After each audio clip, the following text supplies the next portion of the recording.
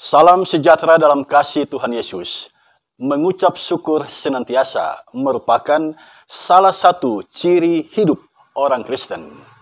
Apa, mengapa, dan bagaimana mengucap syukur untuk memuliakan Allah? Mari kita ikuti ulasannya melalui video ini.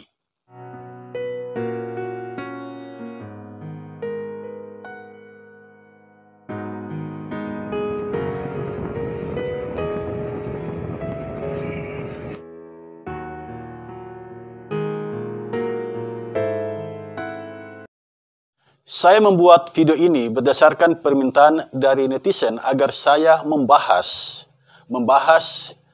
3 pertanyaan dalam buku MTPJ Gemim tanggal 24 sampai tanggal 30 Juli tahun 2022 dengan tema mengucap syukurlah untuk memuliakan Allah. Tanpa berlama-lama, mari kita langsung saja masuk pada pertanyaan pertama dalam buku MTPJ Gemim tanggal 24 sampai tanggal 30 Juli tahun 2022. Pertanyaan yang pertama, apa yang Anda pahami tentang mengucap syukurlah untuk kemuliaan Allah menurut 1 Korintus 10 ayat 14 sampai ayat yang ke-33. Pertanyaan ini dimulai dari deretan kata-kata ini. Apa yang Anda pahami? Itu berarti masing-masing kita diberi ruang, diberikan kesempatan untuk menyampaikan apa yang kita pahami setelah kita membaca, mendalami 1 Korintus pasal 10 ayat 14 sampai ayat yang ke-33. Nah, kata bersyukur itu berakar dari kata syukur.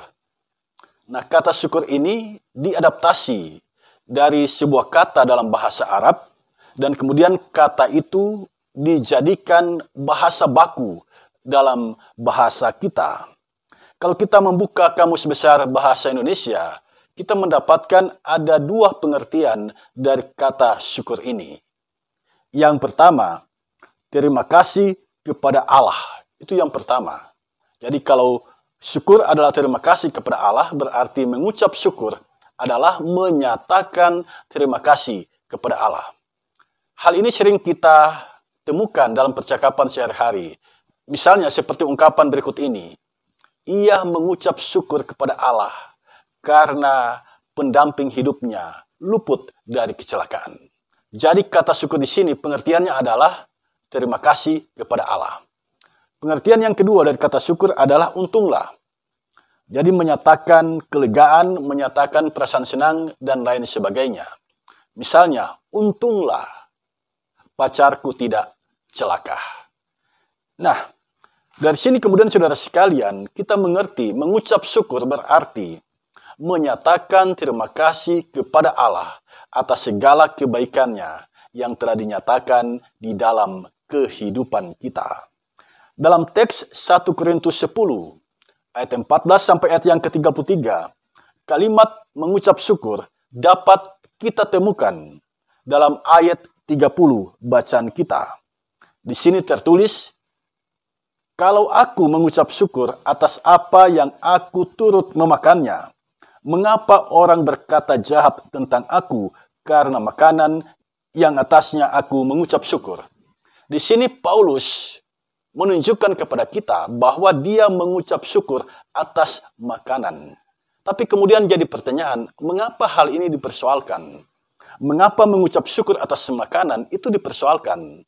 Ternyata makanan yang dimaksud di sini adalah makanan yang telah dipersembahkan kepada berhala. Nah, makanan yang telah dipersembahkan kepada berhala, apakah kita boleh memakannya? Boleh. Boleh saja kita memakannya. Sebab Paulus mengatakan yang disebut berhala itu sebenarnya tidak ada. Dia bukan sesuatu. Itu adalah rekaan manusia. Manusia berimajinasi, kemudian dia menciptakan sebuah cerita tentang dewa-dewi, dan kemudian dibangun kuil dan dibangun patungnya. Jadi berhala itu sebenarnya tidak ada. Berhala dalam pengertian dewa-dewi, kuil, dan patungnya. Karena itu, bagi Paulus, makan makanan yang telah dipersembahkan kepada berhala itu tidak soal. Tetapi banyak orang yang berkata jahat tentang itu. Nah, siapa ini? Tentu saja orang-orang Yahudi yang sangat jijik, yang sangat muak, makan makanan yang telah dipersembahkan kepada berhala. Paulus memahami makanan itu adalah pemberian Allah. Mengapa Paulus memahami demikian? Itu berangkat dari sebuah keyakinan teologi yang dicatat dalam 1 Korintus 10 ayat 26. Di sini tertulis, karena bumi serta segala isinya adalah milik Tuhan. Jadi segala yang ada di atas muka bumi ini dan yang ada di perut bumi ini adalah milik Tuhan. Nah, hal ini juga dicatat dalam Perjanjian Lama kalau kita membuka Mazmur pasal 24. Perhatikan Mazmur pasal 24. Di sini tercatat kalimat seperti ini. Tuhanlah yang mempunyai bumi serta segala isinya dan dunia serta yang diam di dalamnya. Mazmur 24 ayat 1. Jadi semua yang ada di atas muka bumi ini dan yang ada di perut bumi ini adalah kepunyaan Tuhan. Karena itu apa saja yang ada di muka bumi ini, kalau itu bermanfaat untuk tubuh kita, makanlah itu. Dan sebelum kita makan, kita mengucap syukur atasnya. Jadi Paulus mengucap syukur kepada Allah, berangkat dari sebuah pemahaman dan keyakinan teologi, bahwa bumi serta segala isinya adalah milik Tuhan. Dan karena semua yang ada di bumi ini adalah milik Tuhan, maka Paulus mengajak jemaat di kota Korintus mengucap syukur untuk kemuliaan Allah. Artinya segala bentuk ucapan syukur, lakukanlah itu untuk kemuliaan Allah.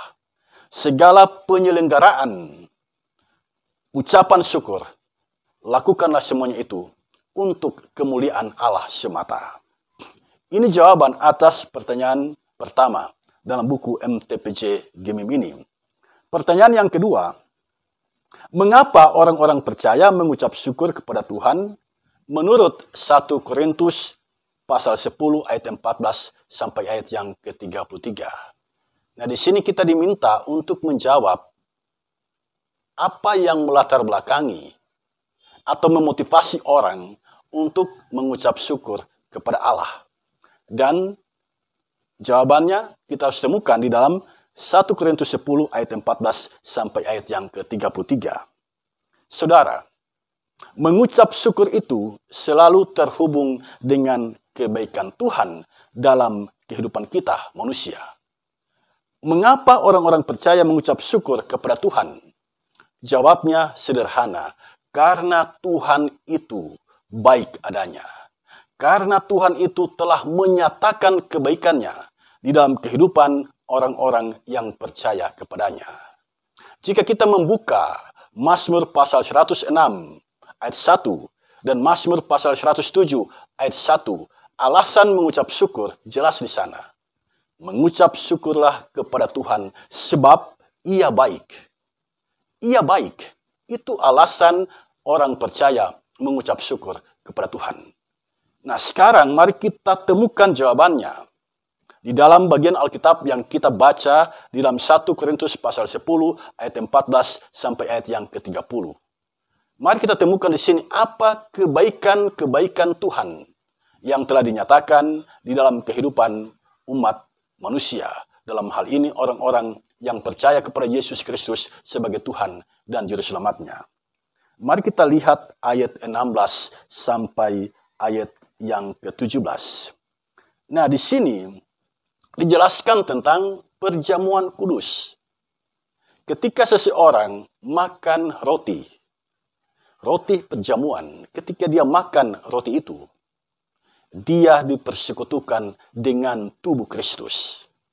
Dan ketika orang minum anggur dalam perjamuan, dia dipersekutukan dengan darah Kristus.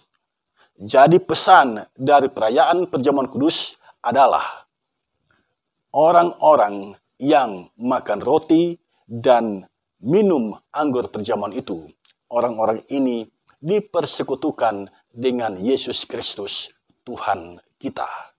Inilah kebaikan Tuhan bagi kita.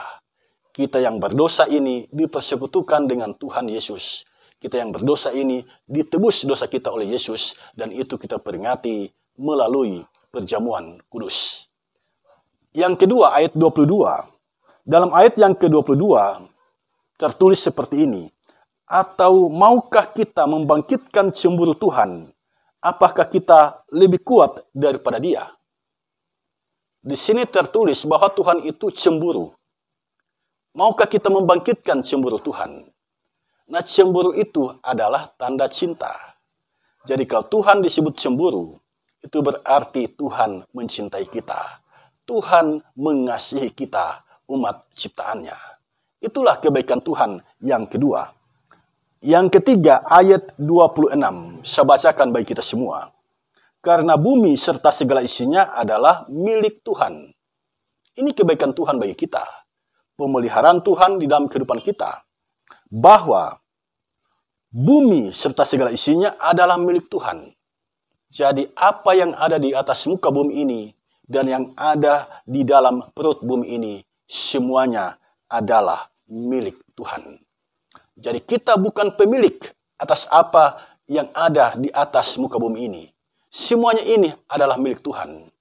Dan kita adalah orang-orang yang dipercayakan oleh Tuhan untuk mengolah dan mengelola alam ciptaannya ini. Demikian jawaban atas pertanyaan nomor 2 dalam buku ini. Yang ketiga, pertanyaan yang ketiga, bagaimana cara mengucap syukur untuk kemuliaan Allah? Ini pertanyaan yang bagus sekali, saudara sekalian. Pertanyaan teknis. Jadi, dengan menjawab pertanyaan ini, kita jadi tahu bagaimana mengucap syukur kepada Allah dengan cara yang benar, yang mana mengucap syukur itu untuk kemuliaan Allah semata. Saudara, cara mengucap syukur itu ada beragam bentuknya. Sekali lagi saya mau katakan, cara mengucap syukur itu ada beragam bentuknya. Apalagi yang diminta di sini adalah mengucap syukur untuk kemuliaan Allah. Nah, dalam mengucap syukur ada 3 cara yang sering terjadi di dalam kehidupan manusia. Cara yang pertama adalah mengucap syukur di dalam hati. Ketika kita melihat pemandangan alam yang begitu indah dan kita menikmatinya, ada ucapan syukur yang lahir di dalam hati kita. Ketika kita terpesona dengan sebuah keindahan yang luar biasa, yang tanpa kita sangka, yang tanpa kita duga, kita mengucap syukur di dalam hati. Ataupun ada orang yang tiba-tiba berbaik hati kepada kita, dan orang itu tidak kita kenal, kita mengucap syukur di dalam hati. Jadi ucapan syukur ini dinyatakan sebagai wujud kepuasan batin atas kebaikan Tuhan di dalam kehidupan kita. Yang kedua, mengucap syukur dengan lidah. Nah, ini sering terjadi dalam kehidupan. Ketika kita mengalami kebaikan Tuhan, misalnya naik pangkat, kita mengucap syukur dengan lidah kita. Artinya kita bernyanyi memuji Tuhan. Atau kita berdoa kepada Tuhan, menyatakan syukur melalui ucapan-ucapan kita. Inilah penyataan syukur dengan lidah.